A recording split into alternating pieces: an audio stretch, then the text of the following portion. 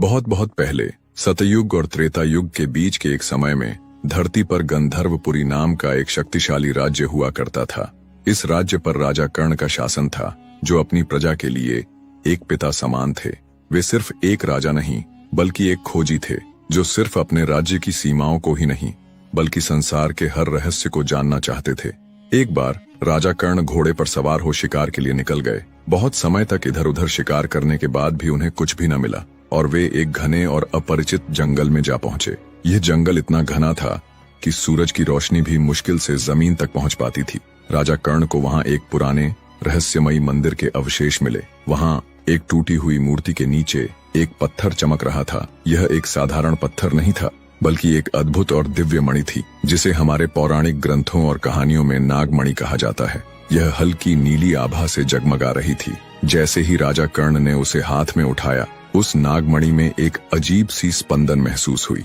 वहीं पास ही में एक बूढ़ा ऋषि ध्यान में बैठा था। कर्ण ने उन्हें प्रणाम किया और कहा, ऋषिवर, आप तो सर्वज्ञानी हैं, कृपा करके मुझे इस मणि के बारे में विस्तार से बताएं। तभी ऋषि ने आंखें खोलकर कहा, हे राजन, यह जो आपके हाथ में है ये कोई साधारण मणि नहीं है। यह नागलोक के राजा की मणि है। इसमें इतनी सारी शक्तियां हैं जिनका कोई तोड़ ही नहीं। अगर कोई व्यक्ति इसे ले अनंत जल से भरे विशाल समुद्र में एक बार को चला जाए तो इसके प्रभाव से पानी उसको छू भी ना पाएगा। और इतना ही नहीं, ये समुद्र को 2 हिस्सों में बांटकर उसे जाने के लिए पथ प्रदान कर सकती है।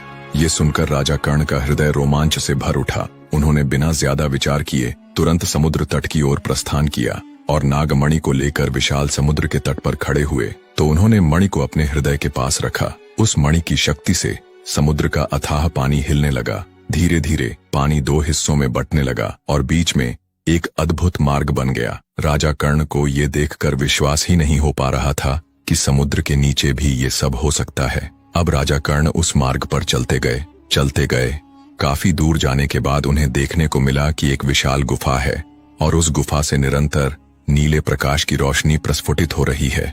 राजा कर्ण उस गुफा के पास गए और उसके अंदर जाने का निश्चय किया और चल पड़े एक अज्ञात राह पर। बहुत समय उपरांत उन्हें एक दिव्य एवं विशाल महल दिखा, जिस पर 2 बड़े बड़े नागों की मूर्तियां खुदी हुई थीं। यह कुछ और नहीं बल्कि नागलोक का प्रवेश द्वार था।